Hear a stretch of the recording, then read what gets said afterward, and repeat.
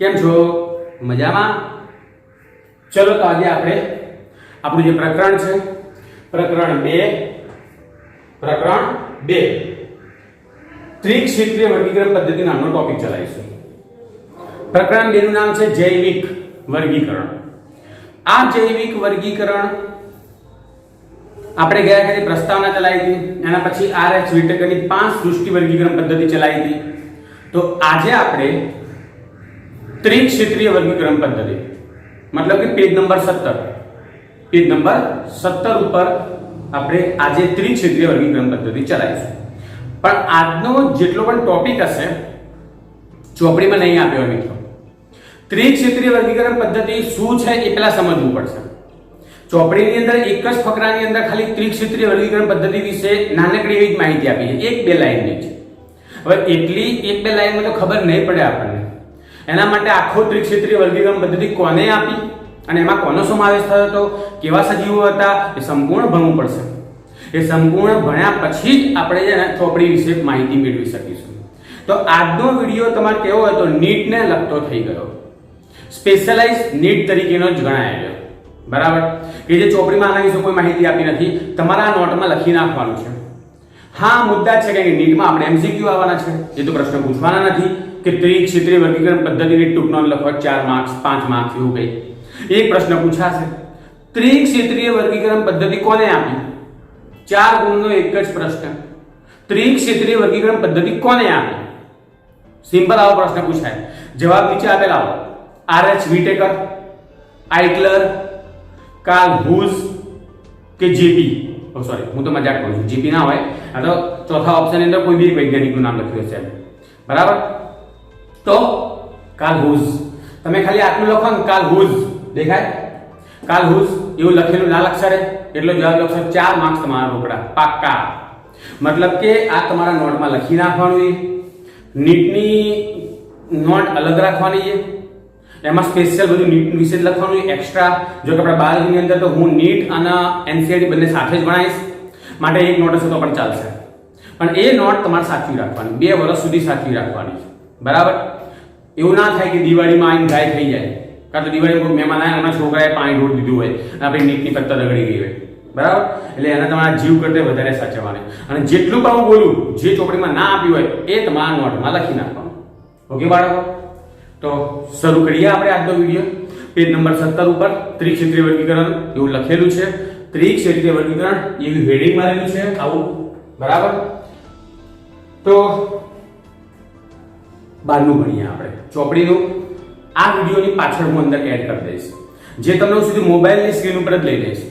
એ ચોપડીમાં જે આપેલા છે ને મુદ્દા ત્રિક્ષેત્રીય વર્ગીકરણ પદ્ધતિના, એમાં તો ઘણું બધું એક્સ્ટ્રા લખેલું છે, એમાંથી અમુક કટ કરી દેવાનું. કારણ કે આપણે ચોપડીની અંદરથી જે બધું લખતા હોઈએ તો જે એક્ઝામ વખતે લખવાની વારી આવશે તો આમાં અમુક શબ્દો તો ઉડાડી દેવાના ને, કે આપણે આવું જાણતા હતા, કે આપણે આવું આકૃતિને જોયું હતું, એવું બધું લખવાનું જ ના હોય. એક્ઝેક્ટ કેટલા મુદ્દા લખવાના એ હું તમને સ્ક્રીનમાં આપણે બતાવું છું છેલ્લે આપણે ભણાયા પછી. બરાબર મિત્રો, તો જુઓ ત્રિક્ષેત્રીય વર્ગીકરણ પદ્ધતિ. આ પદ્ધતિ કાર્લ હુઝ નામના વૈજ્ઞાનિકે આપી હતી. નામ છે વૈજ્ઞાનિકનું. જેમ કે RH વિટેકરે 5 સૃષ્ટિ વર્ગીકરણ પદ્ધતિ આપી હતી, ભણ્યા આપણે ગયા વિડીયોમાં. 5 સૃષ્ટિ વર્ગીકરણ પદ્ધતિ કોને આપી? RH વિટેકરે. RH વિટેકરનું આખું નામ ખબર છે ને? અમેરિકન હતા, નતું કીધું ગયા વિડીયોમાં? ઓકે, ચલો કહી દઉં આ વિડીયોમાં. Robert Harding Whitaker. Robert Harding Whitaker. Robert Harding Whitaker એટલે RH વિટેકર અમેરિકન વૈજ્ઞાનિક હતા. બરાબર, બોટની વનસ્પતિશાસ્ત્રી હતા. આ પદ્ધતિ એ જ રીતે કાર્લ હુઝ નામના વૈજ્ઞાનિકે આપી હતી. RH વિટેકરની અંદર કેટલી સૃષ્ટિ હતી? 5. નામ બોલો બાળકો, નામ યાદ કરો. 5 સૃષ્ટિ વર્ગીકરણ કોને કીધેલું હતું?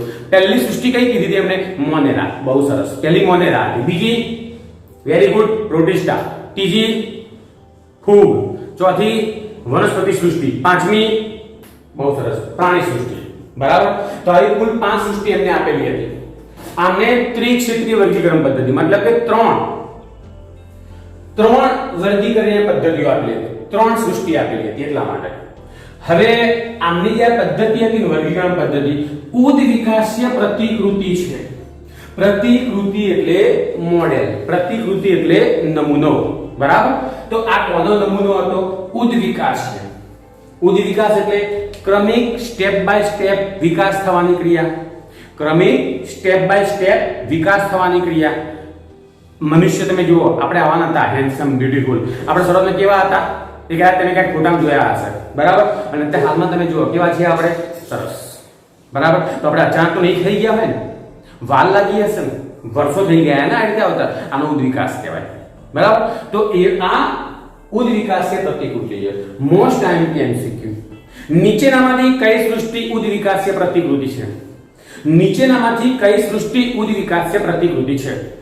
તમને ઓપ્શન આપેલા હશે. 1 પાંચ સૃષ્ટિ વર્ગીકરણ, 2 દ્વિસૃષ્ટિ વર્ગીકરણ, 3 ત્રિક્ષેત્રીય વર્ગીકરણ, 4 નૂતન વર્ગીકરણ. તો કયો આવશે? નીચેનામાંથી કઈ સૃષ્ટિ ઉદ્વિકાસ્ય પ્રતિકૃતિની છે? તો તમારા ઓપ્શનમાંથી કયો ઓપ્શન આવશે? ત્રિક્ષેત્રીય વર્ગીકરણ પદ્ધતિ, બરાબર? તો આ ઉદ્વિકાસ્ય પ્રતિકૃતિ તરીકે ઓળખાય. ખાસ યાદ રાખજો, મોસ્ટ ટાઈમ. હવે જેમ RH વિટેકરે 5 સૃષ્ટિ વર્ગીકરણ કરવા માટે શું કરેલું હતું? ધારાધોરણો લીધેલા હતા.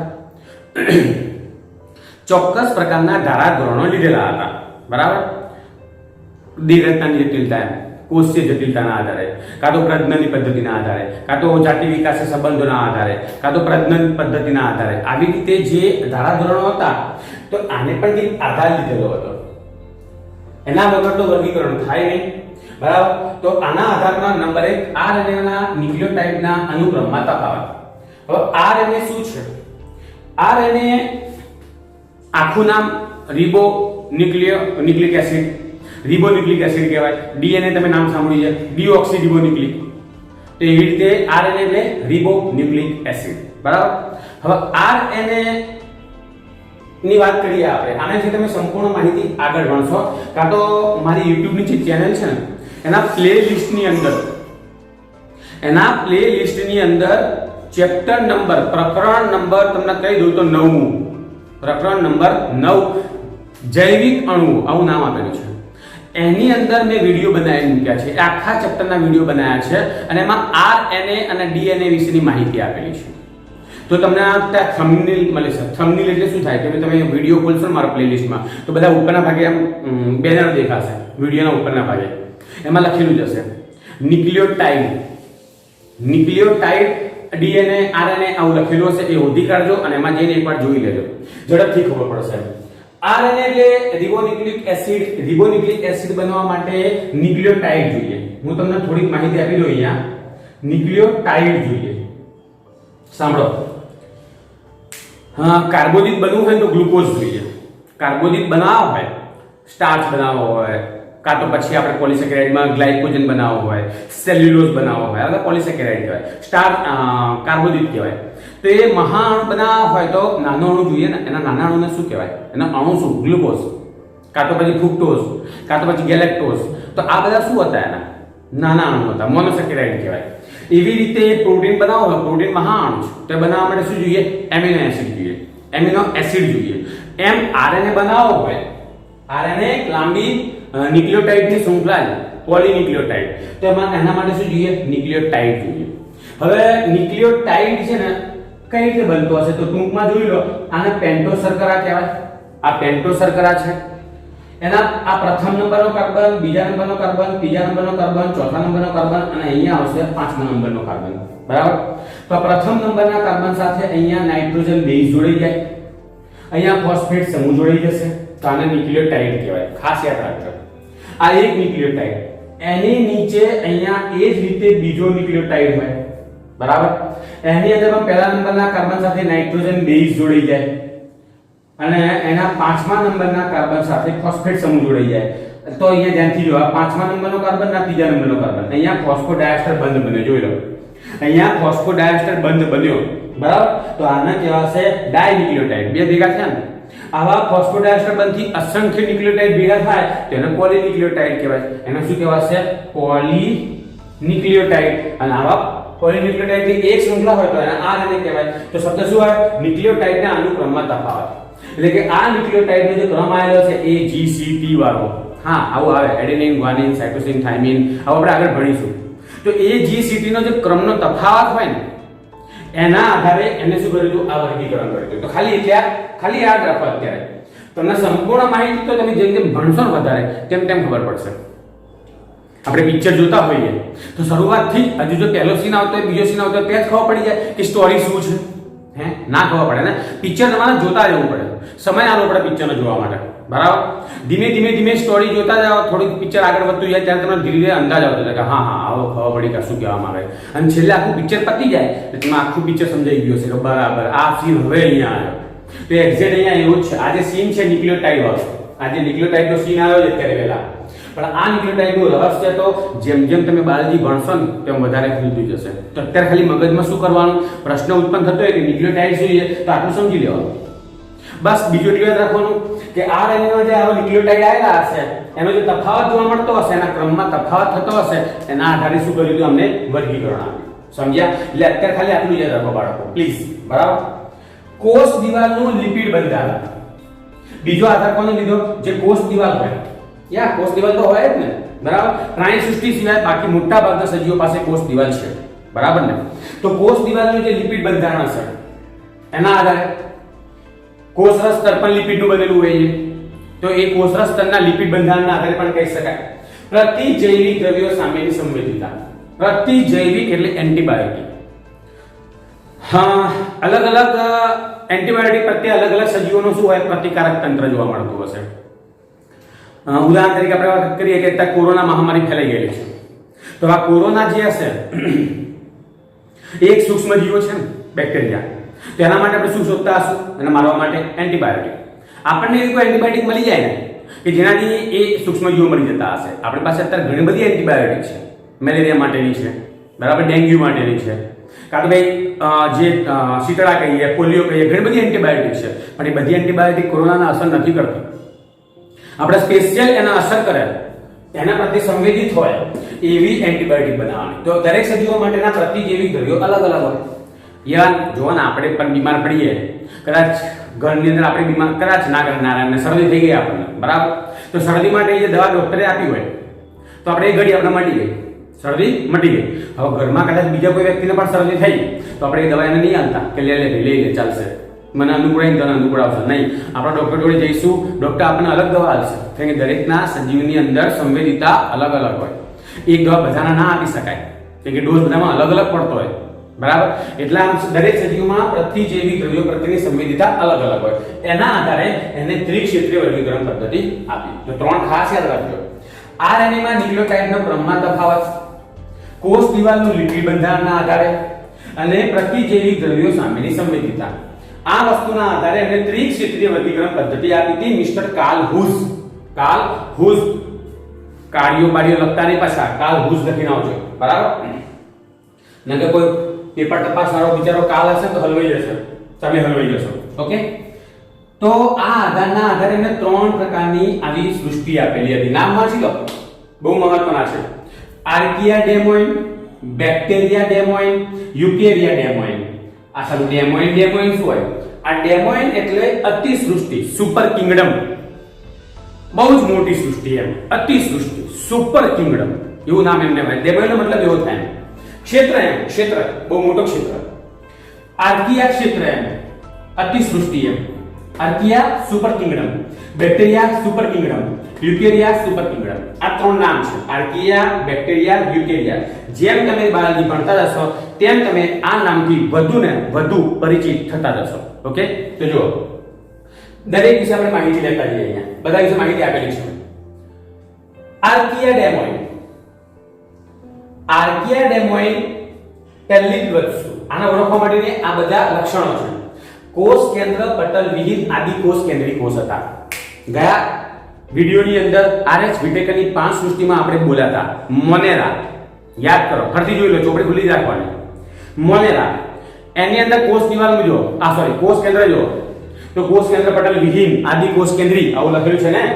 તો કોષ કેન્દ્ર પટલ ના હોય એને શું કહેવાય? આદિ કોષ કેન્દ્રી. તો આર્કિયા કેવા હતા? આદિ કોષ કેન્દ્રી. મોસ્ટ એમસીક્યુ, ધ્યાન રાખજો. આમની કોષ દિવાલ શેની બનેલી નથી? પેપ્ટિડોગ્લાયકેનની બનેલી હોતી નથી. પેપ્ટિડોગ્લાયકેન મતલબ કે પ્રોટીન અને કાર્બોદિત, બરાબર, એની બનેલી હોતી નથી અને આ લોકો વિપરીત પરિસ્થિતિમાં પણ જીવન જીવી શકતા હોય છે. મોસ્ટ ટાઈમ બી વિપરીત પરિસ્થિતિમાંથી જીવન જીવતા હોય તેવા સજીવોનું નામ. તો એ કોણ આવશે? આર્કિયા ડેમોઇન. નામ છે એવું, આર્કિયા સજીવો સૃષ્ટિનું નામ છે. કોષ કેન્દ્ર પટલ વિહીન આદિકોષ કેન્દ્રીય હતા. એમની કોષ દિવાલ પેપ્ટિડોગ્લાયકેનની બનેલી હોતી નથી અને વિપરીત પરિસ્થિતિમાં પણ તે જીવે છે. યાદ રાખજો, વિપરીત પરિસ્થિતિમાં પણ જીવે છે. વિપરીત પરિસ્થિતિ એટલે કે અનુકૂળ ના હોય ને તોય એ લોકો જીવતા હશે. ઉદાહરણ આપું તો તમને વધારે ક્લિયર થશે. આર્કિયા બેક્ટેરિયા કોમન નામ છે. આર્કિયા ડેમોઇન ની અંદર આર્કિયા બેક્ટેરિયા એક કોમન નામ છે. બરાબર. ઉદાહરણ તરીકે મિથેનોજેન્સ, સાંભળી લો બરાબર કાન ખોલી. મિથેનોજેન્સ લખેલું છે, હેલોફિલસ લખેલું છે, થર્મોએસિડોફિલસ, થર્મોએસિડોફિલસ. મિથેનોજેન્સ એટલે પેલા પ્રાણીઓ કહીએ ને, ગાય, ભેંસ, તૃણાહારી સજીવો, એના આંતરડામાં હોય. બાયોગેસ ઉત્પાદન કરવા માટે, બાયોગેસમાં રહેલું મિથેન ઉત્પન્ન કરવા માટે જવાબદાર છે. જો કઈ જગ્યાએ રહેતા હશે, વિપરીત પરિસ્થિતિ ના કહેવાય એમ, સમજી ગયા? હેલોફિલસ. હેલોફિલસ એટલે અતિશય ક્ષારયુક્ત વસવાટમાં, અતિશય ક્ષારયુક્ત વસવાટનો મતલબ શું થાય? અતિશય ક્ષારયુક્ત વસવાટ એટલે જે પેલું દરિયો નહીં કહેતા આપણે, જ્યાં બહુ જ ખારું પાણી હોય એમાં પણ જીવતા રહેતા હશે. અને થર્મોએસિડોફિલસ, થર્મો એટલે તાપમાન, ઊંચું તાપમાન, થર્મો એટલે ઊંચું તાપમાન અને એસિડો એટલે એસિડ, તો ઊંચા તાપમાને અને એસિડમાં પણ જીવતા રહેતા હોય તેવા બેક્ટેરિયા. એટલે ગરમ પાણીના જરામાં પણ આ લોકો જોવા મળતા હશે. આર્કિયા બેક્ટેરિયા ગરમ પાણીના જરામાં હોય કે ત્યાં તાપમાન 70 ઉપર હોય. બરાબર, ઓકે. તો હવે તમને વધારે ખબર પડી ગઈ કે આર્કિયા બેક્ટેરિયા એટલે કોણ. આર્કિયા બેક્ટેરિયા એટલે આ ત્રણ આ નમૂનાઓ કે જે વિપરીત પરિસ્થિતિમાં પણ ઓલવેઝ જીવતા હોય. બરાબર. તો આ એક સૃષ્ટિ હતી આર્કિયા ડેમોઇન વાળી. ત્રિક્ષેત્રીય વર્ગીકરણ પદ્ધતિની પહેલી સૃષ્ટિ આર્કિયા ડેમોઇન. પછી બીજી સૃષ્ટિ જેનું નામ છે બેક્ટેરિયા ડેમોઇન, જે આપણે લખી દઉં. તો આ બેક્ટેરિયા ડેમોઇનના અંદર લક્ષણોમાં આવ્યું કોષ કેન્દ્ર પટલ વિહીન આદિ કોષ કેન્દ્રી કે તો આર્કિયા ડેમોઇન ને, ત્યારે અહીંયા શું લખીશું આપણે? કોષ કેન્દ્ર પટલ યુક્ત આદિ કોષ કેન્દ્રી સજીવો. બરાબર. અહીંયા કોષ કેન્દ્ર પટલ વિહીન, જ્યારે આ લોકોને આજુબાજુ કોષ કેન્દ્ર પટલ આવેલું છે, બંનેમાં આટલો ફરક છે. બરાબર, ઓકે. કોષ દિવાલ પેપ્ટિડોગ્લાયકેનની બનેલી હોતી નથી, અહીંયા બનેલી છે. પેપ્ટિડોગ્લાયકેનની બનેલી હોય છે. વિપરીત પરિસ્થિતિમાં પણ જીવતા હશે, જ્યારે આ લોકો રોગકારક સૃષ્ટિ માટે જવાબદાર છે. રોગકારક સૃષ્ટિ તરીકે ઓળખાય. રોગકારક સૃષ્ટિનો મતલબ શું થાય? રોગો માટે જવાબદાર હોય ને એવા બેક્ટેરિયાનો આમાં સમાવેશ થાય. બરાબર, બેક્ટેરિયા ડેમોઇન તરીકે ઓળખાય. યાદ રાખો. ઉદાહરણ તરીકે સાયનોબેક્ટેરિયા, સ્પાઇરોકીટ્સ, હર્મિટ્યુડ્સ નામ છે એવું. સાયનોબેક્ટેરિયા એટલે પ્રકાશ સંશ્લેષી બેક્ટેરિયા, જે નોસ્ટોક અને એનાબીના નહીં કહેતા આપણે, કદાચ તમે નામ સાંભળ્યા હોય. નોસ્ટોક અને એનાબીના. સ્પાઇરોકીટ ગ્રામ બેક્ટેરિયા તરીકે ઓળખાય. સ્પાઇરોકીટ્સ અને થર્મિકીટ્સ, આના વિશેની સંપૂર્ણ માહિતી ચેપ્ટર નંબર જે આપણે કોષ વાળું હશે, ચેપ્ટર નંબર 8 એમાં આવશે. ગ્રામ પોઝિટિવ, ગ્રામ નેગેટિવ બેક્ટેરિયા છે આ લોકો. બરાબર, ખાલી નામ યાદ રાખજો. જેમ આના ઉદાહરણ કયા હતા આર્કિયા બેક્ટેરિયામાં? મિથેનોજેન્સ, હેલોફિલસ, થર્મોએસિડોફિલસ. એમ આના ઉદાહરણ પણ આવશે સાયનોબેક્ટેરિયા, સ્પાઇરોકીટ અને થર્મિકીટ્સ. ગ્રામ પોઝિટિવ, ગ્રામ નેગેટિવ બેક્ટેરિયાઓ છે. ઓકે, મતલબ કે આ બેક્ટેરિયાઓથી શું થતું હશે? રોગો થવાની સંભાવના વધી જાય છે, અલગ અલગ પ્રકારના રોગો. એના માટેની સૃષ્ટિ છે બેક્ટેરિયા ડેમોઇન. ટૂંકમાં જો આપણે આરએસ વિટેકરની વાત કરીએ ને, અને જે 5 સૃષ્ટિ વર્ગીકરણ આપી હતી ને, એમાં પહેલી જે મોનેરા હતી, બસ આ મોનેરા સૃષ્ટિ કહી શકાય. આ મોનેરામાં સમાવેશ કરેલો હતો. આરએસ વિટેકરે અને મોનેરા નામ પાડેલું હતું. બરાબર, ઓકે. પછી ત્રીજા નંબરની સૃષ્ટિનું નામ આપ્યું છે યુકેરિયા ડેમોઇન. યુકેરિયા ડેમોઇન. યુકેરિયા ડેમોઇનમાં બધા સુકોષ કેન્દ્રી સજીવોનો સમાવેશ થયેલો હતો. અહીંયા હાજર હતા સુકોષ કેન્દ્રી સજીવો. કોષ દિવાલનો અભાવ અમુક સજીવોમાં, જ્યારે અમુક સજીવો કોષ દિવાલ ધરાવતા હતા. અમુક સજીવો પાસે કોષ દિવાલ હતી. હવે એ કોષ દિવાલ શેની હશે? કાં તો સેલ્યુલોઝની બનેલી હશે, કાં તો ફંગસ સેલ્યુલોઝ. ફંગસ સેલ્યુલોઝનું બીજું નામ થાય, ખાસ મોઢે કરી નાખજો, કાઇટિન. બરાબર, એને ફંગસ કહેવાય. અને છેલ્લે આ યુકેરિયોટ ને પાછું કાર્લ હુસ નામના વૈજ્ઞાનિકે બીજા શું કર્યું હતું? 4 ભાગમાં વિભાજિત કર્યા હતા. જોઈ લો, લખેલું છે 4 સૃષ્ટિમાં વિભાજિત કરી દીધી. 4 સૃષ્ટિમાં વિભાજિત કરી હતી અને આ 4 સૃષ્ટિના નામ તમને આપી દઉં. હું આ એક મિનિટ ભૂસી નાખું તો અહીંયા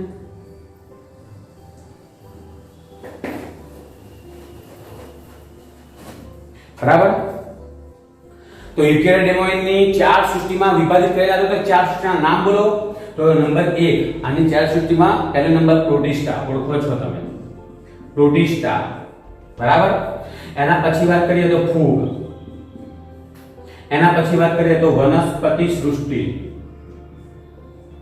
બરાબર, અને પછી આવશે પ્રાણી સૃષ્ટિ.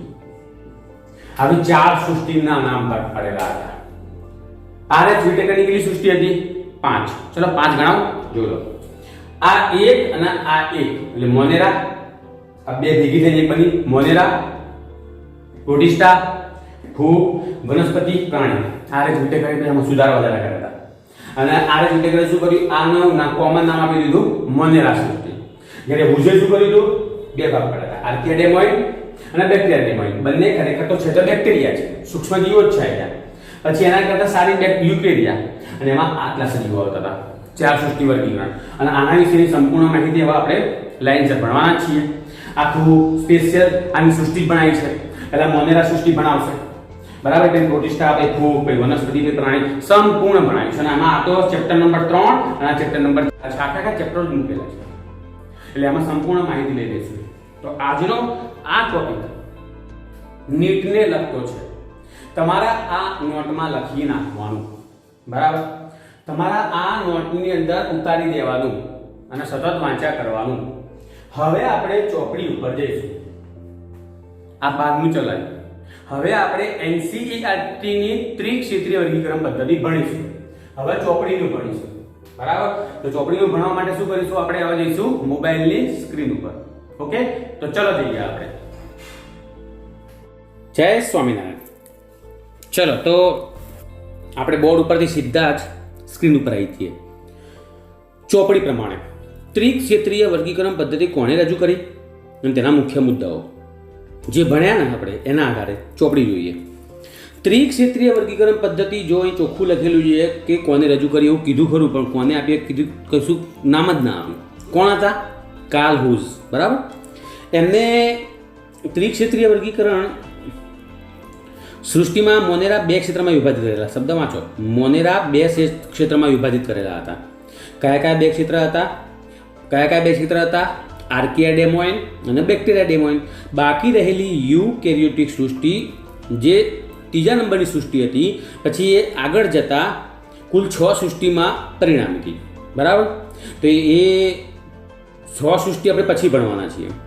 પહેલા વર્ગીકરણની પદ્ધતિઓમાં બેક્ટેરિયા આવશે, જેને આપણે આર્કિયા કીધા હતા. એના પછી નીલહરિત લીલ, એના પછી ફૂગ, શેવાળ, દ્વિઅંગીઓ, ત્રિઅંગીઓ, અનાવૃત બીજધારી અને આવૃત બીજધારી બરાબર. તો આ બધી આપણે લાઈનસર ભણવાના છે. ચેપ્ટર નંબર 3માં આના વિશે સંપૂર્ણ માહિતી આવશે. જો ચેપ્ટર 2 કહીએ ને આપણે અત્યારે હાલમાં જે ચાલી રહ્યું છે એમાં ફૂગ વિશે ભણીશું, નીલહરિત લીલ વિશે ભણી લઈશું, બેક્ટેરિયા વિશે ભણી લઈશું. પણ જે શેવાળ બોલ્યા, શેવાળનું બીજું નામ થાય દ્વિઅંગી, ત્રિઅંગી બરાબર, એવી વનસ્પતિઓ. પછી ત્રિઅંગીઓ, અનાવૃત, આવૃત બધું આપણે ક્યાં લેવાના છીએ? Chapter number 3માં. ઓકે, તો ધ્યાનથી જુઓ. આટલી વનસ્પતિનો સમાવેશ કરેલો સૃષ્ટિઓની અંદર. પણ આ બધી વનસ્પતિઓ તેમના કોષની ફરતે કોષ દિવાલ ધરાવતી હતી. કોની વાત કરે છે? તો ફૂગ, શેવાળ, દ્વિઅંગી, ત્રિઅંગી, અનાવૃત, આવૃત આ બધીની વાત કરે છે બરાબર. ખાલી બેક્ટેરિયાઓના અંદર અમુકમાં હતા, અમુકમાં નહોતા. આ એક જૂથમાં મુકાયેલા સજીવો અન્ય લક્ષણોમાં પણ વ્યાપકપણે જુદા પડતા હતા. આ બધા એક જ જૂથમાં હતા, બધા યુકેરિયોટિક સૃષ્ટિમાં મૂકેલા હતા. હું શું બોલી રહ્યો છું ધ્યાનથી બરાબર એક એક લાઈન સમજો. આ જેટલા પણ નામ બોલ્યા આપણે, કયા કયા નામ બોલ્યા? ફૂગ બોલ્યા, શેવાળ બોલ્યા, ત્રિઅંગી, કાં તો અનાવૃત, આવૃત, આ બધું જે બોલ્યા આપણે એ બધાને એક જ સૃષ્ટિમાં મૂકેલા હતા. અને સૃષ્ટિનું નામ શું પાડ્યું હતું? યુકેરિયોટિક બરાબર. પણ આ બધા એક જ જૂથમાં મુકાયેલા સજીવો ખાલી એકલું કોષ દિવાલની અંદર છૂટા નહોતા પડતા, જુદા નહોતા પડતા, પણ બીજા કેટલાય લક્ષણોમાં જુદા પડતા હતા. માટે એમની સૃષ્ટિ અલગ પાડવી જરૂરી હતી. બધી અત્યારે એ વખતે કોમન સૃષ્ટિમાં એટલે આપણે શું કરવું પડ્યું કે ભાઈ એમના લક્ષણોના આધારે અલગ અલગ સૃષ્ટિ પાડી. તો આપણને થાય કે આટલી બધી સૃષ્ટિ પાડવાની જરૂર ક્યાં હતી? અભ્યાસની સરળતા ખાતર. સરળતાથી અભ્યાસ કરી શકાય ને એટલા માટે આપણે વર્ગીકરણ કરીએ છીએ, કેમ કે વર્ગીકરણ કરવાથી આપણું કામ કેવું થઈ જાય? સરળ થઈ જાય એટલા માટે. દાખલા તરીકે તમને કીધું કે બેક્ટેરિયાના નીલહરિત લીલ, જેમાં પ્રાથમિક પ્રકારનું કોષ કેન્દ્ર જોવા મળતું હશે, બરાબર. નીલહરિત લીલ એટલે નોસ્ટોક અને એનાબીના. નો સ્ટોક એક નામ છે એવું, અને બીજું નામ શું બોલ્યો હું? એનાબીના. નોસ્ટોક અને એનાબીના. આ નીલહરિત લીલ કહેવાય, નીલહરિત લીલ કહેવાય. એના સાયનોબેક્ટેરિયા પણ કહેવાય, જે બંનેમાં પ્રાથમિક પ્રકારનું કોષ કેન્દ્ર હતું. જો આ શબ્દ પ્રોકેરિયોટ લખેલું છે, અને પ્રોકેરિયોટિકનો મતલબ મેં કીધેલો હતો આદિકોષ કેન્દ્રીય હતા, અને એ લોકોને શું કર્યું હતું? સુકોષ કેન્દ્રીયની સાથે મૂકેલા હતા. તો અહીંયા આ ભૂલ હતી ને આપણી. જો અહીંયા બેક્ટેરિયા શબ્દ લખેલો છે, નીલહરિત શબ્દ લખેલો છે, અને આ બધા સુકોષ કેન્દ્રીયો છે, બરાબર. બધાને સાથે મૂકેલા હતા, બધા એક જગ્યાએ ભેગા કરેલા હતા. તો ખોટું કહેવાય ને. માટે એમની સૃષ્ટિ કેવી પાડવી પડે? અલગ પાડવી પડશે ને, બરાબર. આ ઉપરાંત એક કોષી ક્લેમિડોમોનાસ. હવે આ ક્લેમિડોમોનાસ એક લીલ છે, સાંભળી લો. અને બહુકોષી સ્પાયરોગાયરાને લીલ જૂથમાં સાથે મૂકવામાં આવેલા હતા. હા, લીલ હતી, પણ લીલની અંદર પાછા એક કોષી બહુકોષી ભાગ પડતા હોય ને, તો અહીં તો શું કર્યું હતું? એક કોષી લીલ હોય કે બહુકોષી લીલ હોય, બધું એક જ જગ્યાએ ભેગું કરી દીધેલું હતું. આ વર્ગીકરણ વિષમકોષીય ફૂગ તેમજ સ્વાવલંબી એટલે કે સ્વયંપોષીય વનસ્પતિઓ જે કોષ દિવાલના બંધારણમાં પણ તફાવત ધરાવતી હતી. ચલો એમની અંદર ફૂગની વાત કરીએ તો વિષમપોષી છે ફૂગ.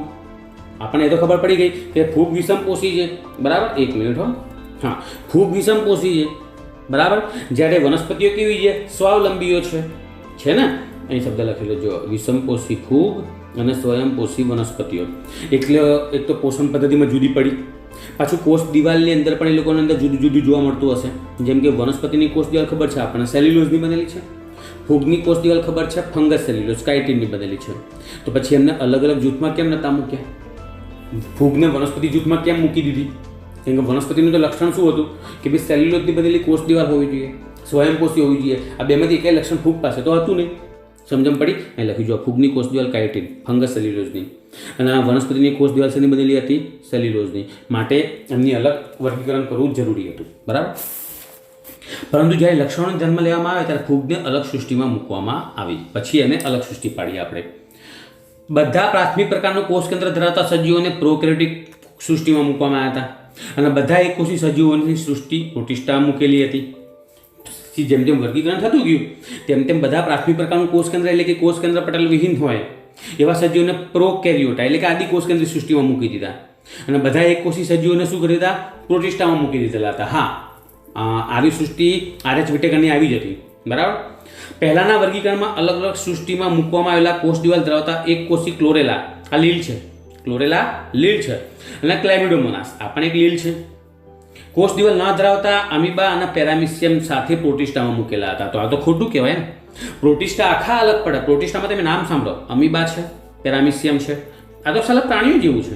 હા, અને આ ક્લોરેલા તો મેં શું કીધું? લીલ છે. ક્લેમિડોમોનાસ શું કીધું? લીલ છે. તમે નામ સાંભળ્યું છે ક્લેમિડોમોનાસ?